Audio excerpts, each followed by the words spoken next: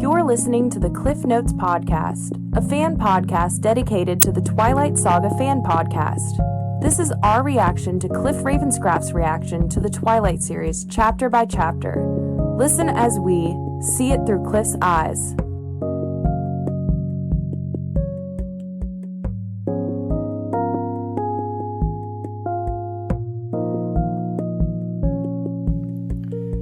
Hey guys, and also hey Melanie.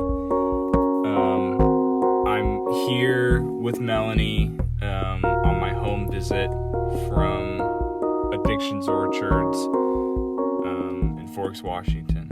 Hey guys. Hey guys, this is episode 5 of Cliff Notes. We're here in Forks, Washington. This is not the special episode that we promised you, but in fact this is sort of a runner-up to that episode.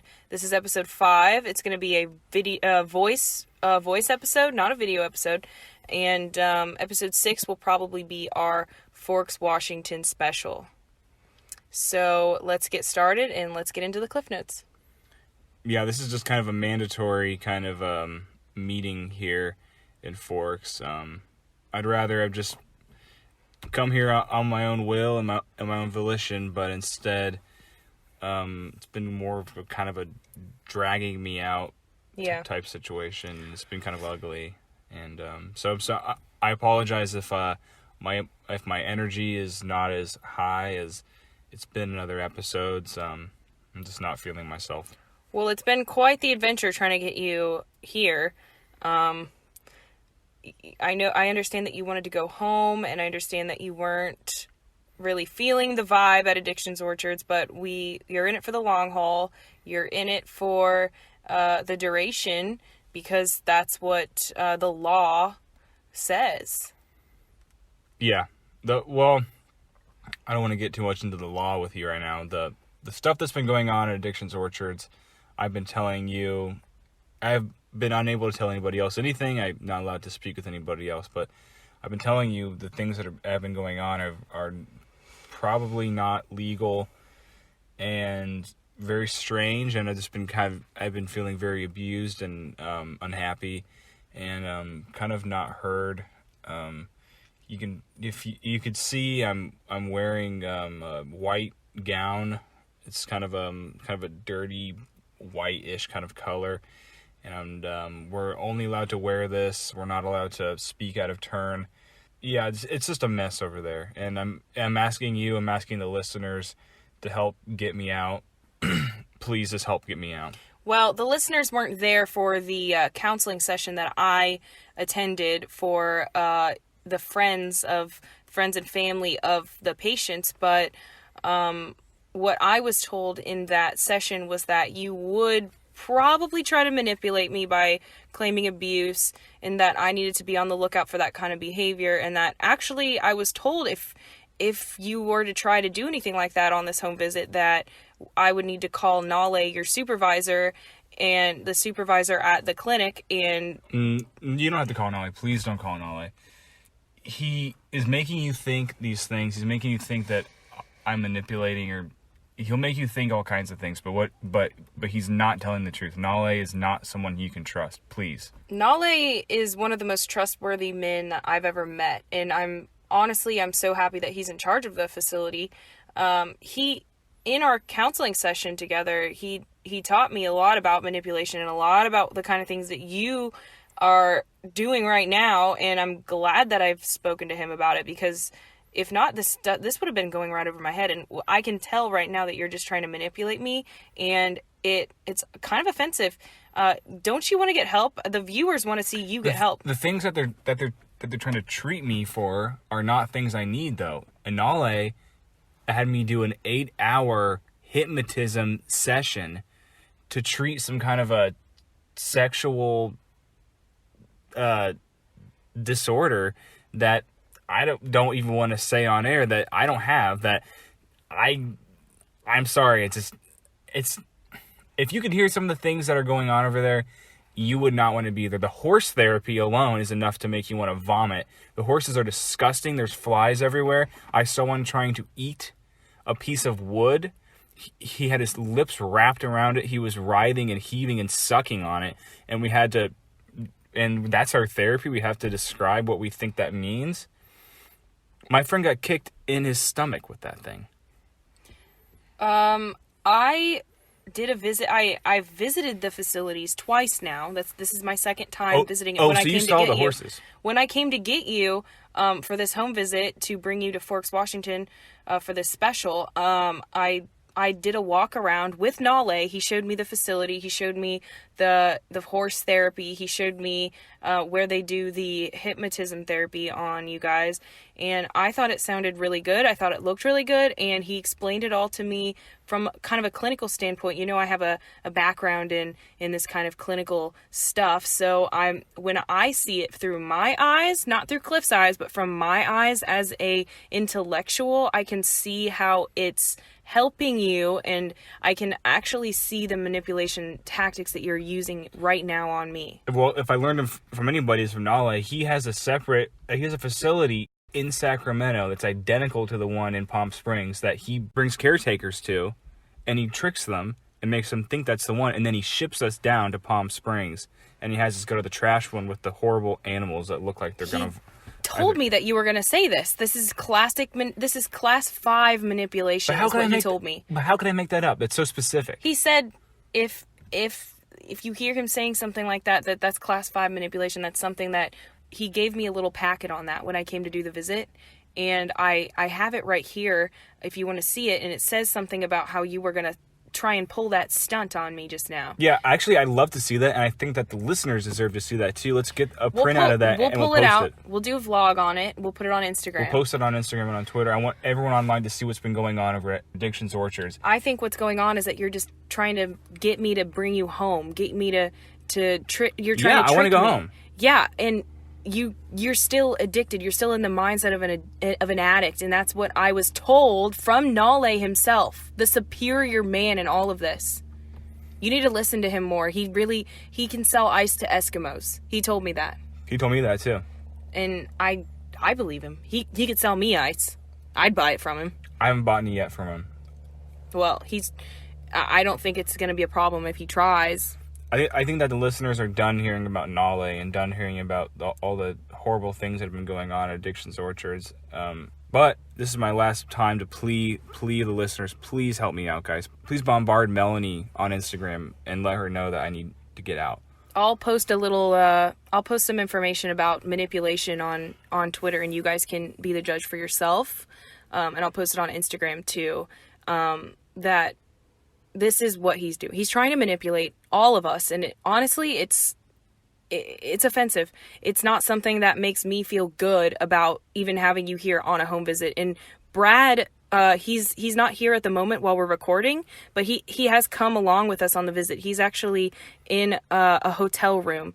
Me and Kim have been sleeping out by the fire every night, but Brad is sleeping separately in a hotel room, but he comes with us. He comes in the day, and he takes Kim's vitals, and he makes sure that he doesn't have any cough syrup on him, and checks him for cuts. And he checks him for cuts all over his body, because it's another thing that happens when Nale told me that a lot of the patients that come to Addiction Orchards end up slicing their own skin, which is something I've never heard of, but I guess something about when you're leaving an addiction behind, you feel the need to slice your own skin open. So it's something that we've been on the lookout for. Me and Brad have both been searching Kim's body daily for these slices.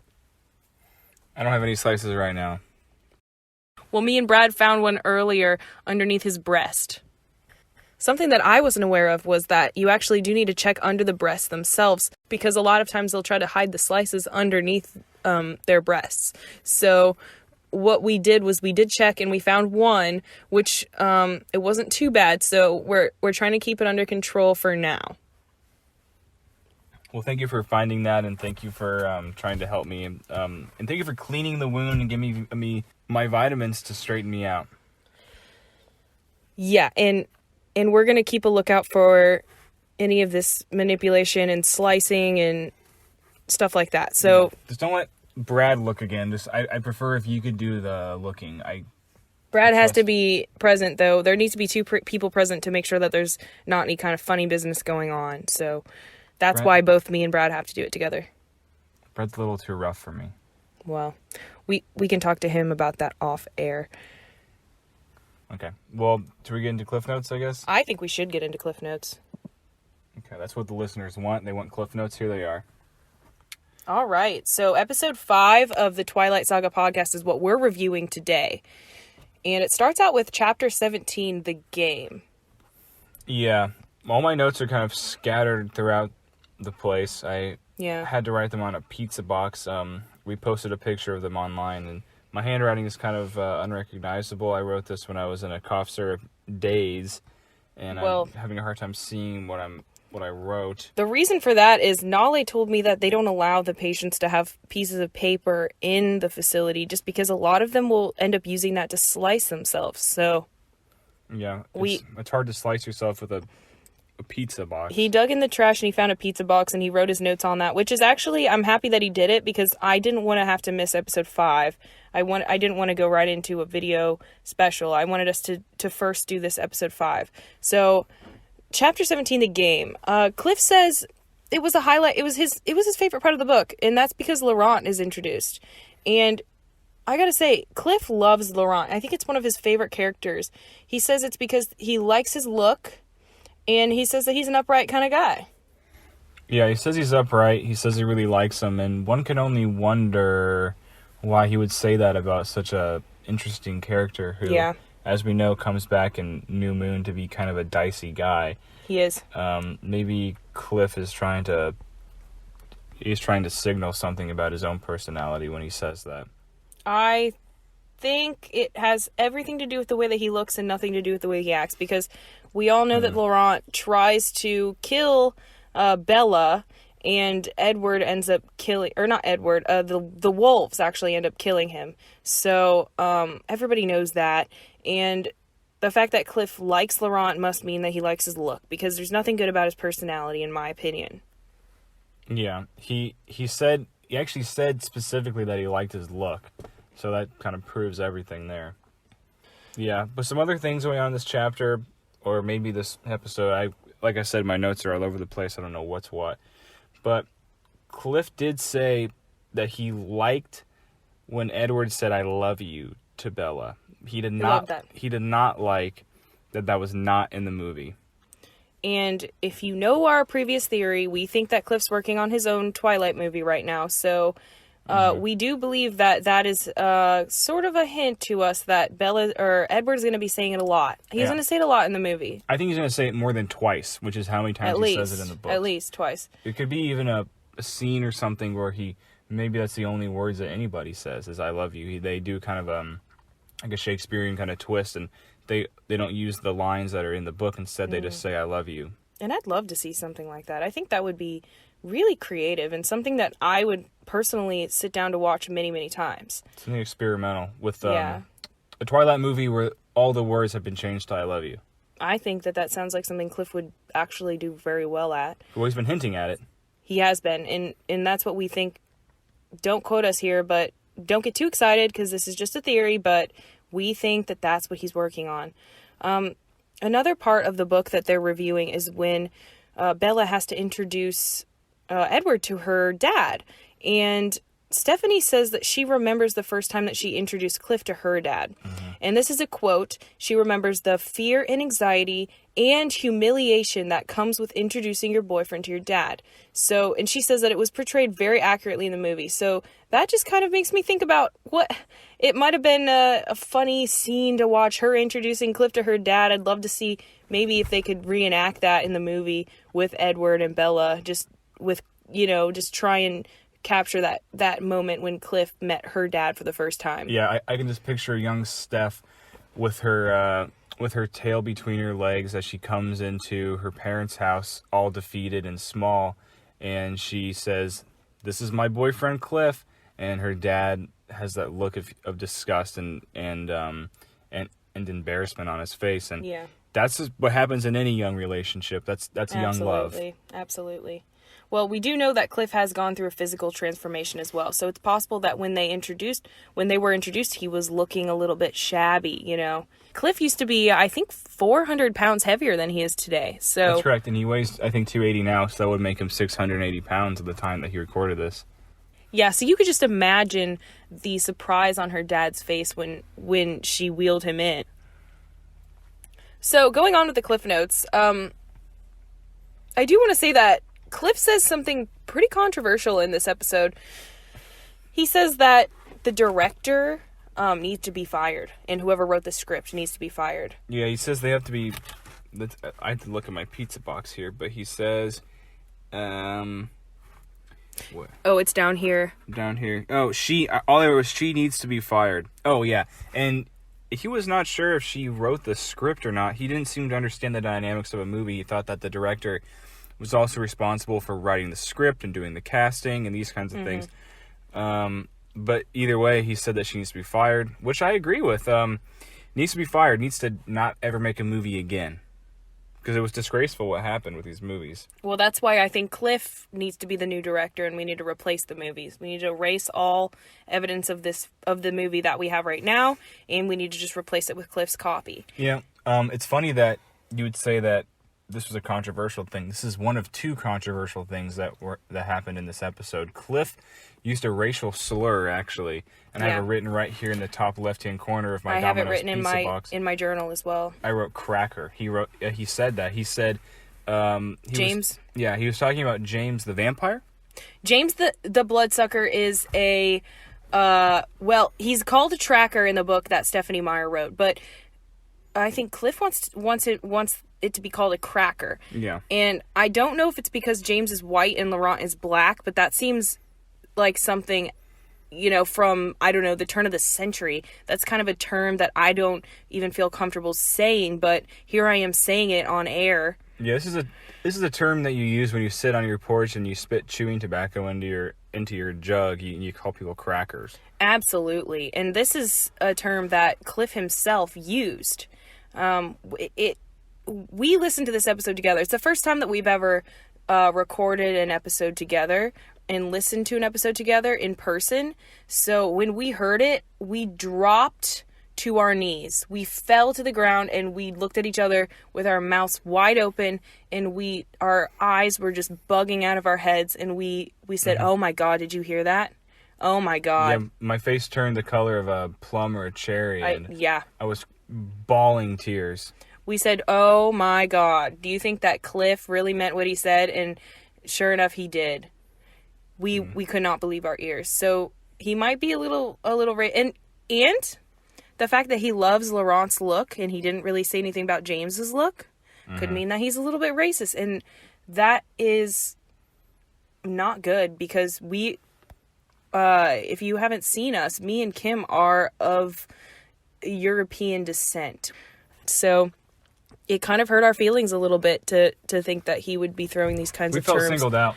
Yeah, and wondered what would he still be nice to us if he met us, knowing that we're who we are? Probably not. He didn't seem to like James too much because of that. Right. So we I don't know, we're starting to really see Cliff through different eyes, if you will, than we were when we first started doing this podcast. Yeah, it's becoming more of an investigative kind of journey. Okay, so I do want to say, before we go into any more Cliff Notes or anything like that, that we do have a fan of the month. And she's actually more than a fan of the month. We've decided to name her an Adopted Cullen, because that's kind of a thing that the Cullens do. They adopt new people into their coven. Right. And we thought that would be kind of a fun thing to do, where we adopt a Cullen every month. And this month it's a little girl named Hannah who lives in Dayton, Ohio.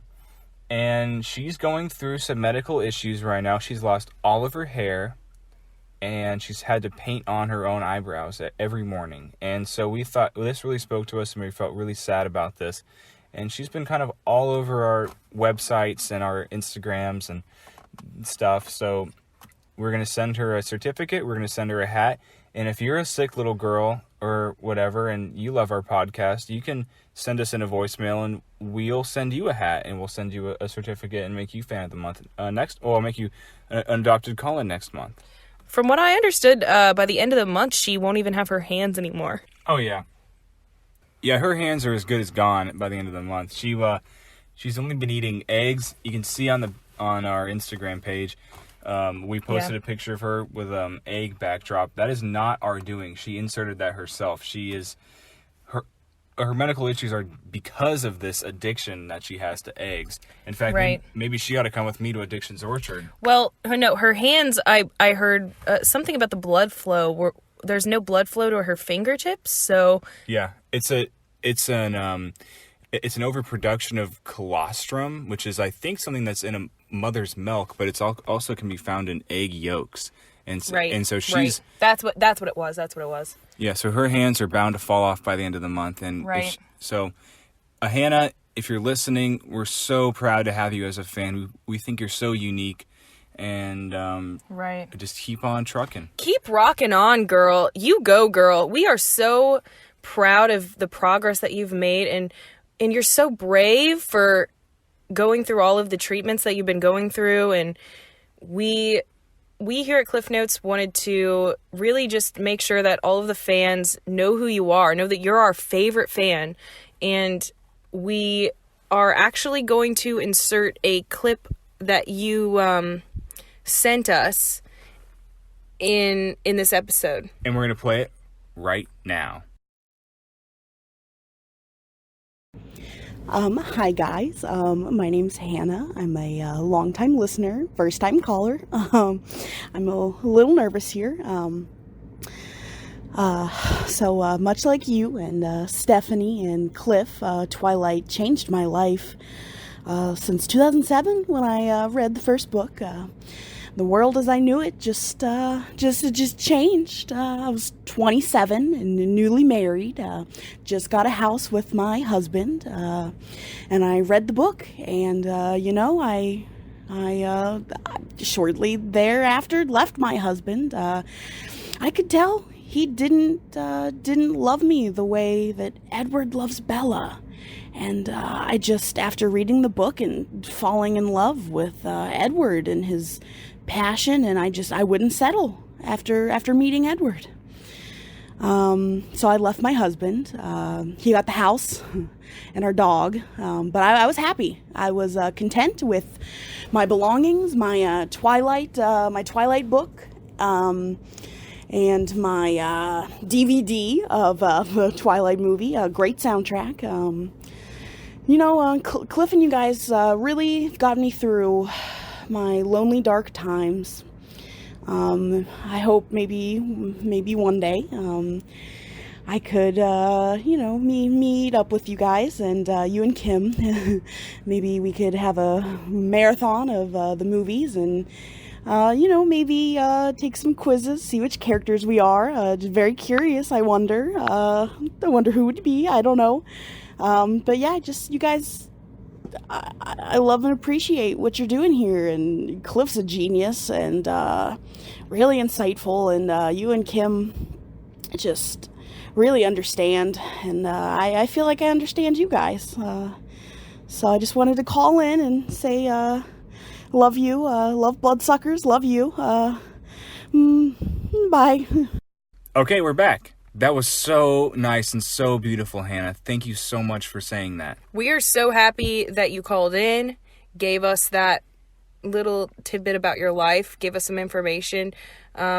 We wish that you had talked more about your illness, because I think the viewers are kind of curious about that. Kind of like when you see an accident and you kind of have to look. Yeah, did she say anything about Twilight? Oh, yeah, she did. She talked a lot about how actually Twilight broke up her first marriage. Oh, that's correct. Okay.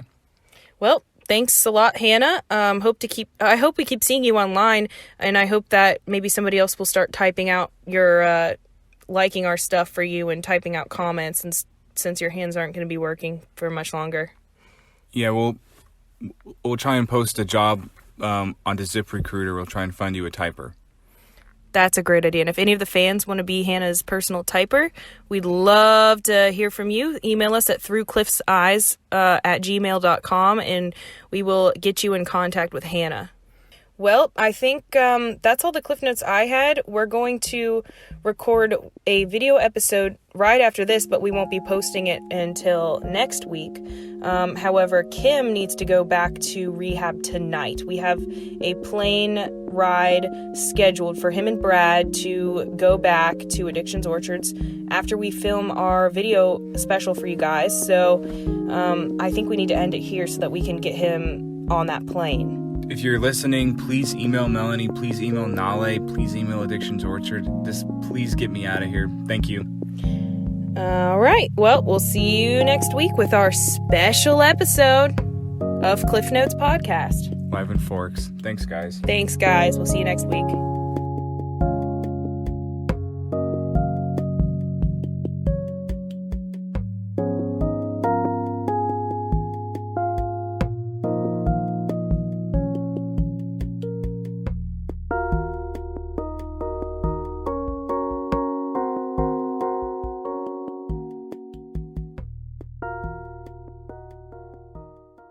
Is it better now? Is it better now? Is it better now?